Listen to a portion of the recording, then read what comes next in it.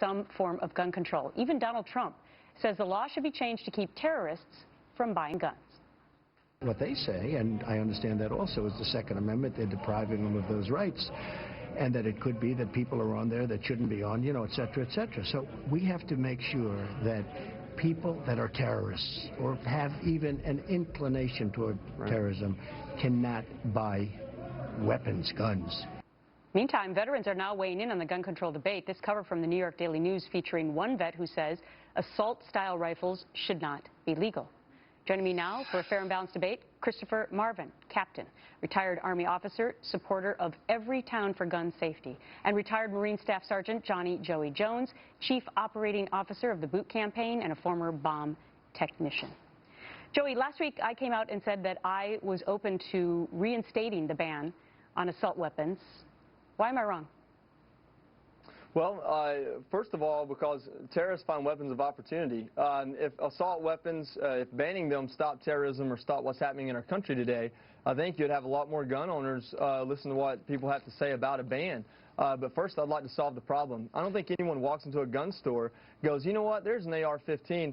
I'm now inspired to go kill people. I don't believe that's how it works, and I don't believe that's what we should be focusing on just days after such a tragedy. Okay, Captain Marvin, you put out an op-ed and you said this.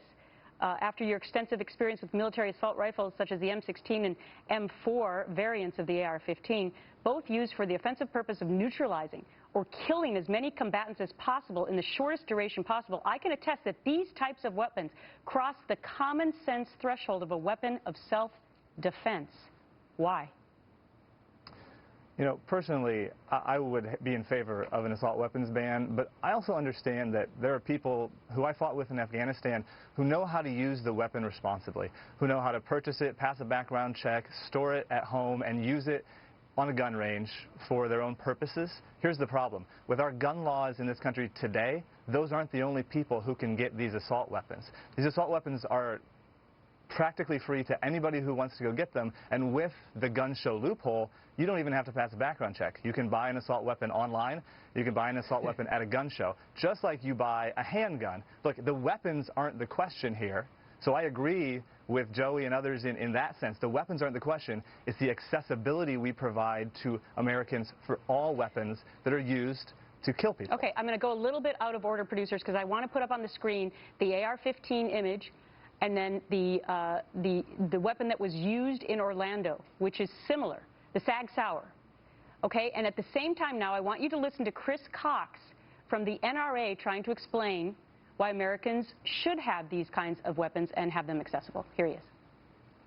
We've heard from Seth Moulton, who was 4 tours of duty in Iraq, that there is simply no reason for a civilian to own a military-style assault weapon.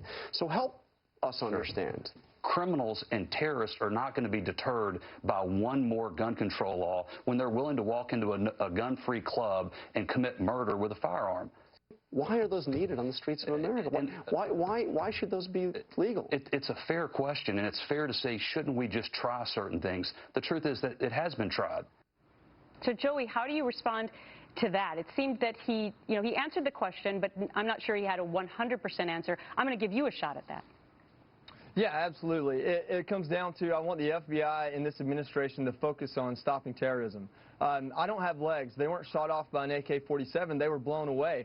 If you restrict every gun in America, if you just take them off the shelf today, terrorists will find a way to act badly, and they'll do what Timothy McVeigh did. They'll do what the Tsarnaev brothers did, and that's not what I want for my country. But they're not. But I'm not sure. Like I said, I'm still in favor of the Second Amendment. You know, and I'm still in favor of concealed carry. But here's the thing. I think this is what the captain is saying, is that we're not saying get rid of all guns. We're saying get rid of the military-style ones that are used in these mass shootings. And I just want to show this poll and get both of you to respond to it. This was post-Orlando now about how Americans feel, not me, how Americans feel. 57% are in favor of an assault weapon ban or on their side. But look at that, 50% of Republicans in favor, 47% of independents. Joey first.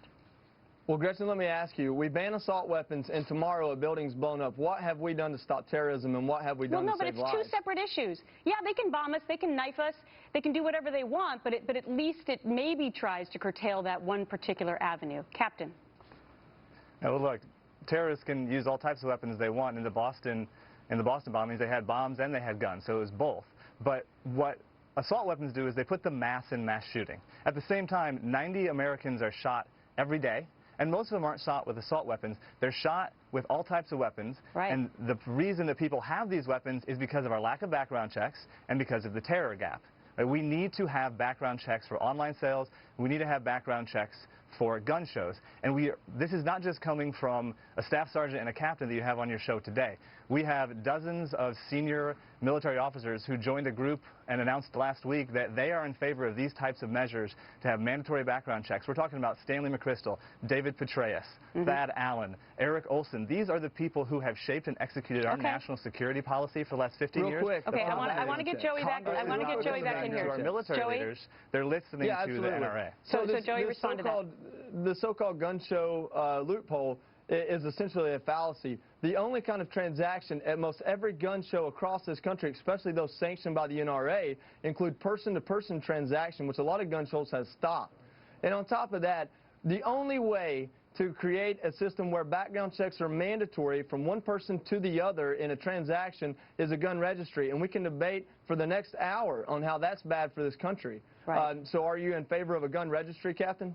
Real quickly, Captain. Look, at the end of the day, I've talked to lots of friends who are trained and know how to use these weapons in Iraq and Afghanistan. When I tell them that you can go online, I can go online, and we can buy these weapons with no background check, they're blown away. They're surprised, and it changes their view. Require the weapon to be shipped to an FFL where a background check will be conducted before they pick that weapon up. Okay. Unless it's a person-to-person transaction. All right. So are you in favor of a gun registry? Very interesting that Congress is debating 4 bills tonight. We'll see what happens. Great debate. I appreciate both of your opinions. Absolutely. Thank you for your service, Well Captain. taken. And thank you both for your service. Thank you. Thanks, Joe. Thanks, Gretchen. Back to politics.